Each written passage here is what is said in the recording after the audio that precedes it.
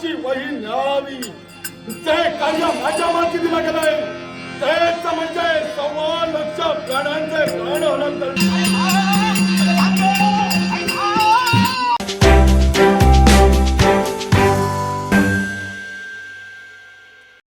माझे पुत्र म्हणजे सामान्य तू पण आणि मडका हे तुझे पुत्र होय आणि ते असे का वागतात हे तुला समजलं का? होय माऊली माऊली याच्या पुढे जर भक्ती करावी अशी माझी जिज्ञासा आहे.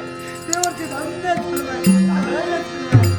अरे आजकाल आहे पण तुझ्या पुत्रांच्या बाबतीत तू आनंदी होतोय हर्षवर्धित होतोय.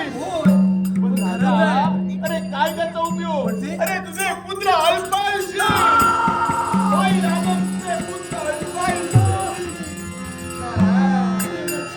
हो तो मृत्यू तर आम्हाला आला असेल हो असला तो स्वीकारला असेल राजा दुःख करून काय उपयोग आहे? पण काय दोष त्या बालकांचा. अरे दोष जरी नसला तरी आलेल्या परिस्थितीला सामोरे गेलं पाहिजे. अरे संकटावरती मार केली पाहिजे. ते वर्ष आपण सहज म्हणून गेला संकटावर मात केली पाहिजे. पण सांगा या संकटावर एखादा तरुणोपाय असेल तर सांगा. आहे ना राजा, याच्यावरती मार्ग आहे, तरुणोपाय आहे. याच्यावर मार्ग आहे हो राजा. मग सांगा देवाची. मग ऐक, तो मार्ग म्हणजे एकच. अरे शिवलिंगावरती सहस्र बिलवदला व्हायची पाहिजे आणि ती बिलवदला वाहताना मृत्यूंजय मंत्राचा सदोदित जप केला पाहिजे. आणि जर का असं घडलं असेल तर नक्की त्यांचा मृत्यू टळू शकतो. म्हणजे आमचा आराध्य दैवत शंभू महादेवाचा शिवपिंडीवा सहस्र बिलवत पत्र व्हायला पाहिजे. आणि आमच्या मुखामध्ये अखंड मृत्यूंजय मंत्राचा ढसत असेल तर माझ्या पुत्राच्या वंशासाठी यांच्या पुढं करेन मी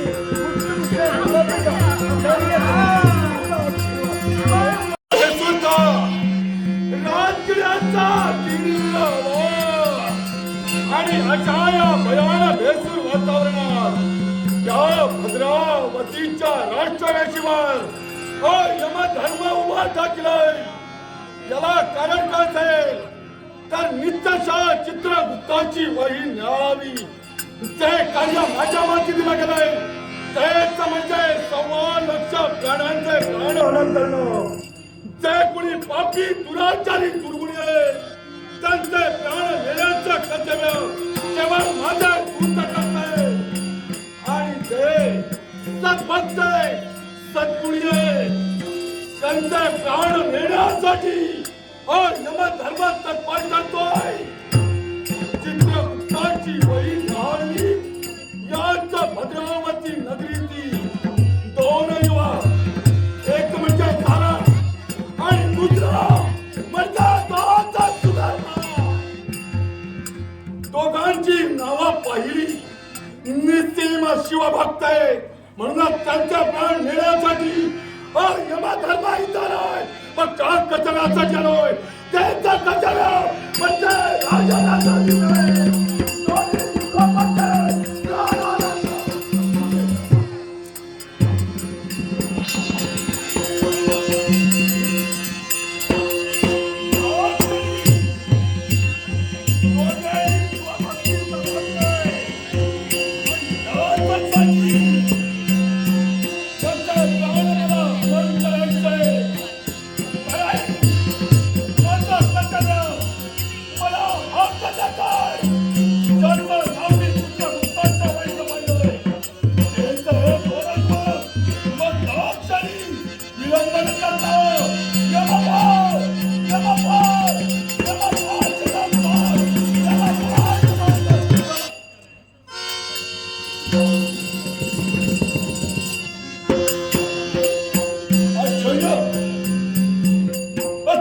घडलाच नाही. आज माझे पाच लिहिते कारण काय सांग कारण काहीही असो त्याचा काळ घ्यायचा म्हणूनच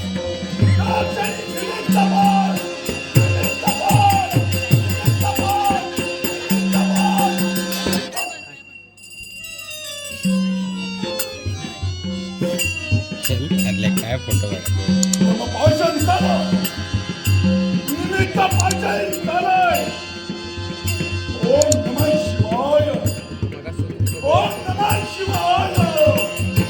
हे कैलासनाथ, या क्षणी हे दोघे भक्ती करताय ती केवळ तुझी करताय. पण देवा, हा धर्म कायद्याने तुझाच करतोय. आई, जर का देवच चुकले, देवच अधर्माच्या मार्गाने वागू लागले, तर त्या भक्ताने कुणाकडे पाहावं? नारदा हा? खोटं बोलू नको. खोटं बोलतोय मी? देव चुकले, हा?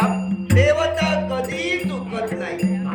हा मग आई मला सांग, तुझा एकनिष्ठ आपला भक्त भद्रावती नरेश राजा भद्रसेन, अगं आई, याचे पुत्र म्हणजे तारक सुधर्मा यांचे आयुष्य मर्यादा संपलेली नसताना सुद्धा यमधर्म त्यांचे प्राण हरण केले. काय हा अन्याय नाही का? हा धर्म नाही का?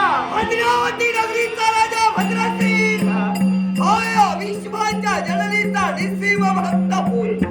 ज्याची आयुष्य मर्यादा भरली असेल त्याचे प्राण हरण करण्याचं कर्तव्य ते धर्मराजाचे.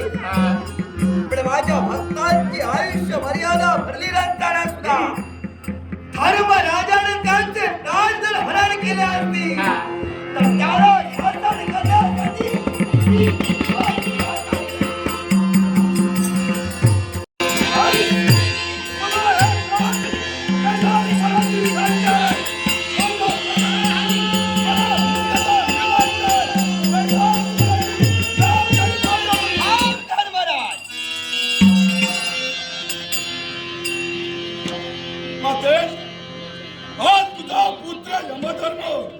तुला नमस्कार करतोय.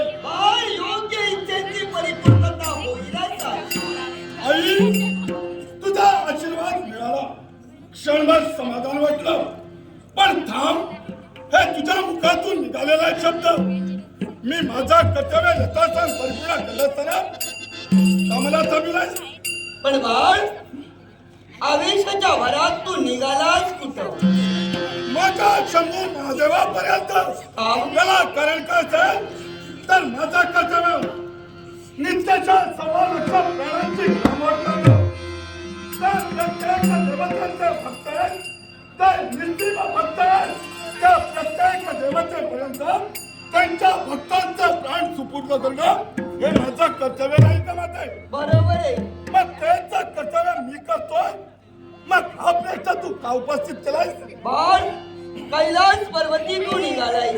सत्य पण ही विश्वाची जननी तुला सांगू इच्छिते, शंभू महादेव आणि मी आम्ही दोघ जण तुला कोण वेगळे आहोत का? मुळीच नाही. मग जे प्राण तुझ्या पाशात आहे ते या विश्वाच्या जननी जवळ द्यावेत एवढीच माझी इच्छा आहे. मग आजपर्यंत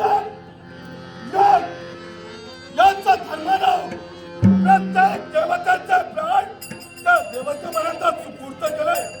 मग आता जसं काय घडलं गेलं म्हणून तू मागताय, आणि जर का हे प्राण मी तुझ्याजवळ दिले तर तो या धर्माचा अधर्म करणार आहे का? पण मी प्रथमच तुला सांगितलंय, भद्रावती नगरीचा राजा भद्रसेन याचे पुत्र सुधर्मानी तारक हे माझे भक्त आहेत. तेव्हा माझे भक्त पूर्ववत व्हावेत एवढीच माझी इच्छा आहे.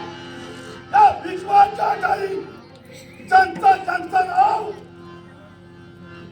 वहीत रेकॉर्डला गेलं त्यांचं प्राण मी हनन करतोय. सत्य आहे ना? अगदी बरोबर आहे. मग ते नाव मी न्याहाळलं आणि सुधर्मा तारक दोघांचाही प्राण हनन केलंय. मी चुकलोय की काय? भद्रावती नगरीचा राजा भद्रसेन आज पुत्र विराण एक सारखा दुःख करतोय आणि म्हणूनच त्यांचे प्राण पुढे त्यांच्या देहात तू सोडावीस एवढीच माझी इच्छा आहे. कुणाचे प्राण गेल्यानंतर कोण दुःख करताय? आमच्या इथे सगळा सोयराम यांना दुःख होणार साहजिकच आहे. म्हणून माझा कार्य मी स्थिर करावा हे योग्य आहे की अयोग्य आहे? मग भक्तांच्या संगमनाची जबाबदारी माझ्यावरती. तेव्हा माझ्या भक्तांचे प्राण जे त्याच्या देहात सोडले नसतील शब्दाने शब्द वाढला नाही, लक्षात ठेव. मग मी मर्यादा जाणतोय. प्रश्न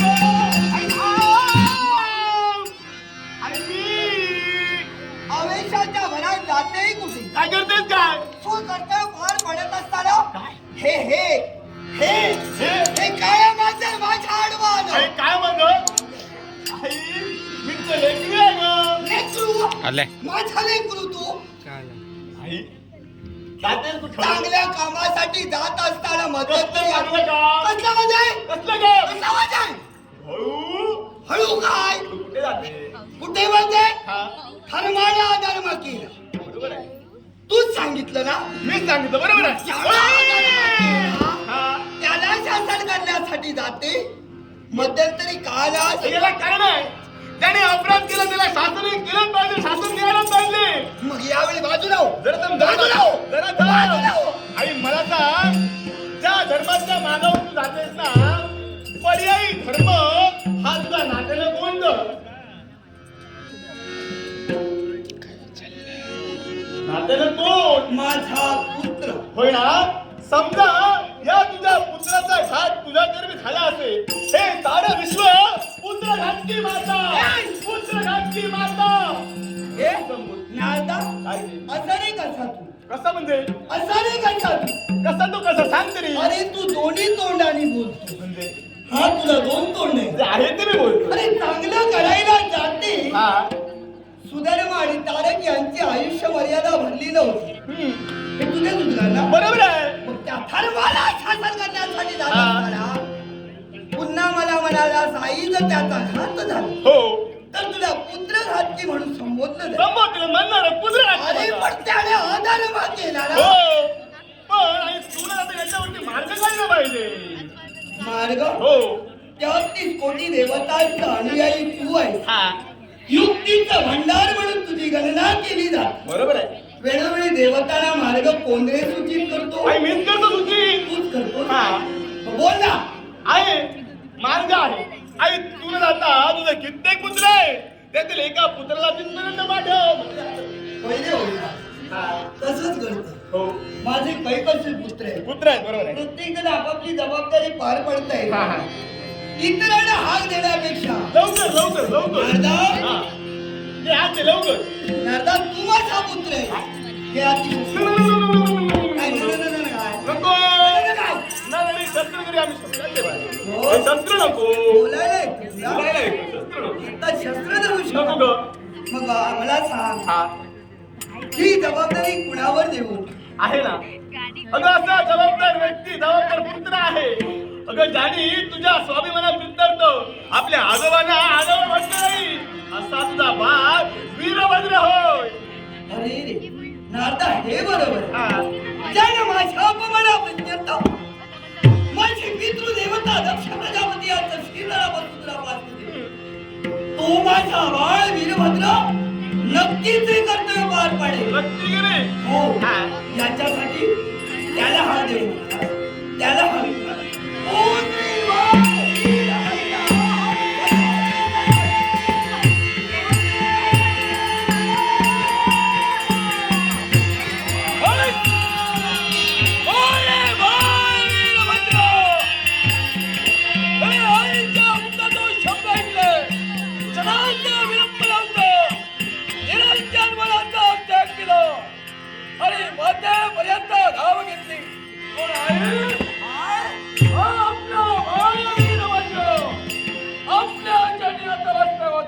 विजय संपादन होईल असा आशीर्वाद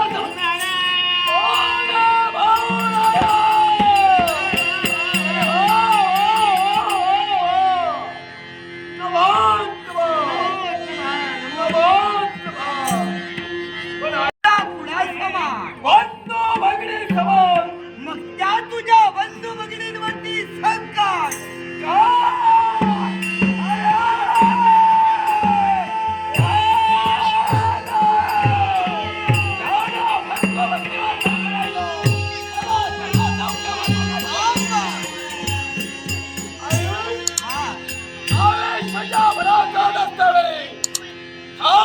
शब्द आपल्या तो बाहेर पडले होय बा. म्हणून बाळाने संकट निर्माण कुणी केलं संकट आलं कुणावरती हे नाही का विचारणार क्रोधाच्या भरात विसरून गेलो पण मला सांग या विश्वाच्या ठिकाणी अशी कोण व्यक्ती निर्माण झाले जेणेकरून आज माझ्या बंधू भगिनीवर त्याला संकट आलेलं जगाचा धर्म होय काय हा जगाचा धर्म यानं संकट हो. असं म्हणतो. भद्रावती नगरीचा राजा भद्रसेन याचे पुत्र सुधर्माने तारक यांची आयुष्य मर्यादा भरली नसताना त्यांचे प्राण हरण करण्याचं कर्तव्य धर्माने केले. म्हणजे धर्माला जीवनाच्या ठिकाणी अधर्म केले. अधर्माचा मार्ग सोडून अधर्माच्या मार्गाला चालले. मग आई